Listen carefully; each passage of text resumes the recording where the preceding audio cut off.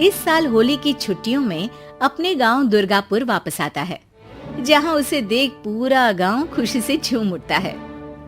जब गया था तब इतना सा था और अब देखो कितना बड़ा हो गया है।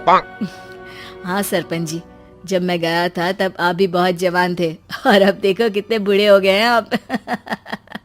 चला चलो बढ़िया है, बच्चा घर वापस आ गया। इसी खुशी में आज रात पार्टी होगी।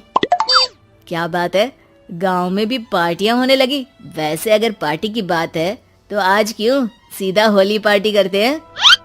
होली पार्टी की बात सुन चहल पहल में अचानक सन्नाटा छा जाता है, जिसे देख मनोज को कुछ अजीब लगता है। लेकिन तभी सरपंच बात पलट देता है।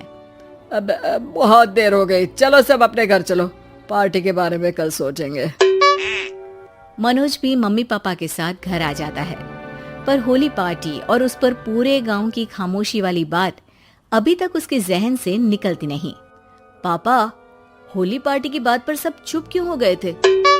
अरे होगी उनकी कोई अपनी बात, मुझे गांव की पंचायत ही थोड़ी पता है। थक गया हूँ, चलो सो जाते हैं, कल बात करते हैं। पापा की बात मानते हुए मनोज भी सोने चला जाता है। आज तो छुपा लिया, लेकिन हफ्ते बाद जब होली का दिन आएगा तब इसे कैसे रोकोगे?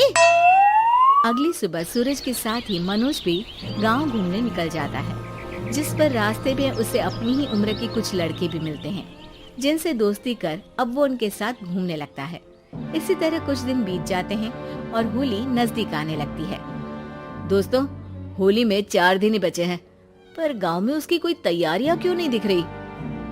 क्योंकि यहाँ होली नहीं मनाई जाती। अरे पर ऐसा क्यों?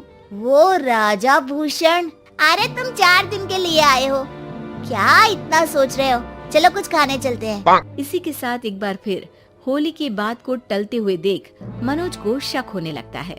वो घर पहुंचते ही इंटरनेट पर अपने गांव और राजा भूषण के बारे में जानकारी निकालने लगता है।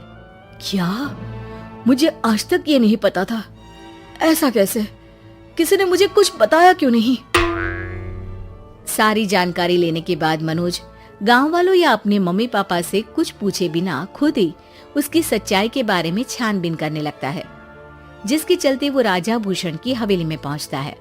वाह, क्या हवेली है यार। पर क्या यहाँ सच में कोई भूत है? हेलो भूत जी, कोई है क्या? हम इस साल गांव में होली सेलिब्रेट कर रहे हैं, क्या आप उस पर थोड़ा इंटरव्यू देंगे? मनोज के ऐसा बोलते ही गांव में तूफान उठ जाता है और हवेली में रखी सारी चीजें हिलने लगती है। एक अदृश्य शक्ति मनोज को धक्का देकर हवेली से बाहर निकाल दरवाजा बंद कर लेती है। ये सब देख मनोज हैरान रह जाता है।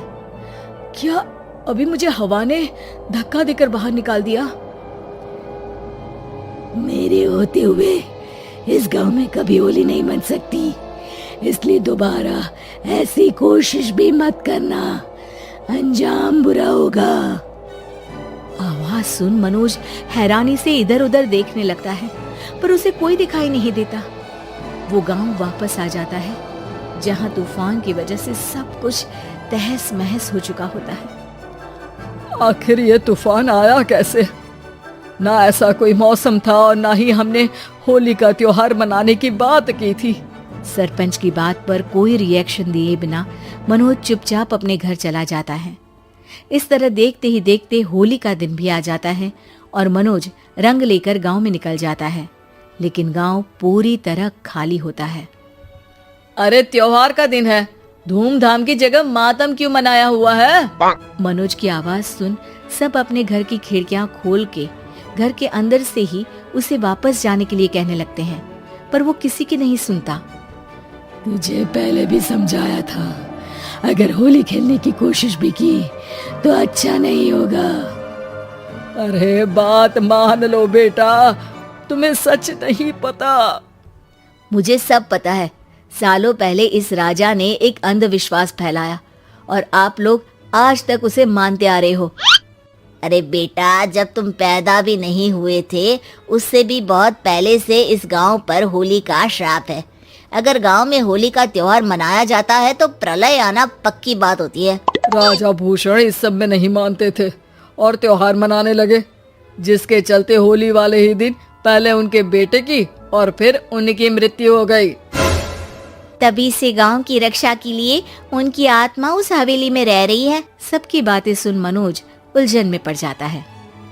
सोचना भी मत मनोज, अगर तुमने इस परंपरा को तोड़ने की कोशिश भी की तो उसका परिणाम इस गांव और गांव के लोगों के लिए अच्छा नहीं होगा। मुझे भी यकीन नहीं हो रहा कि आप लोग एक बेतुकी बात को मानकर सालों से रंगों के त्योहार को मातम की तरह मनाते आ रहे हो। मनोज किसी की कोई बात ना मानते हुए पूरे गांव में रंग बिखेर देता है, जिसके तुरंत बाद वहां तूफान के साथ बिजलियां गरजने लगती है। अचानक मौसम में ऐसा बदलाव देख जहां मनोज कंफ्यूजन में आ जाता है, वहीं गांव वाले डर से सहम जाते हैं।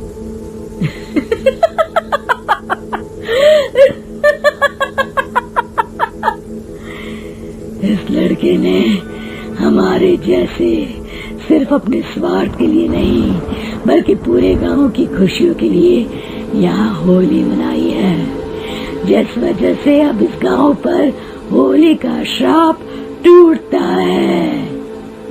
ऐसा बोलकर राजा का भूत वहां से गायब हो जाता है, जिसके बाद गांव के लोग धूमधाम से होली मनाते हैं।